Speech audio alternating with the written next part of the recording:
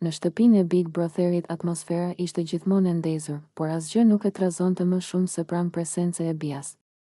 Ajo lëvizte me një vetbesim të qetë, thuajse të rrezikshëm, si të ishte plotësisht e vetdijshme për efektin që kishte te të tjerët. Meshkujt e shtëpisë, edhe ata që përpiqeshin të dukeshin të ftohtë, e ndiqnin me sy sapo ajo hynte në dhomë. Bia nuk bënte asgjë hapur, por provokimi i saj ishte i heshtur, i matur dhe i mençur.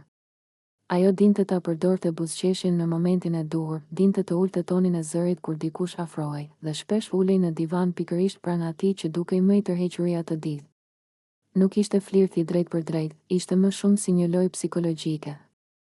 Një mister që ata të gjithë donin ta zbulonin. Në obor, ajo shpesh shfaqej si më e lirshme.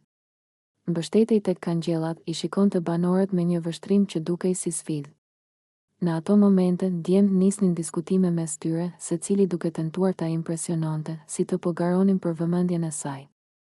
Ajo nuk thoshte shumë, por mënyra si reagonte mjaftonte për t'i futur të gjithë në një lloj gare të heshtur. Në darkë, kur ata mblidheshin rreth tavolinës, Bia dinte t'i ndizte situatat. Pyeste, provokonte me batuta, herë shante lethe me humor, herë bënte komente të zgjuara që i vinin meshkujt në siklet.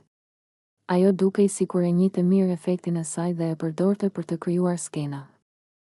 Tensione e aleanca, duke e bërë lojën shumë më dinamike, ndërsa netëve të spektaklit, kur dritat ndizeshin dhe kamera fokusohej te fytyrat e tyre, Bia shpesh ishte arsyeja pse publiku priste me interes.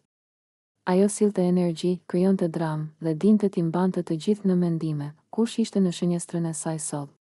Kush do të binte prej lojës së saj nesër? Disa banorë thoshin se Bia ishte thjesht vetvetja, të tjerë se ajo ishte lojtare e fortë.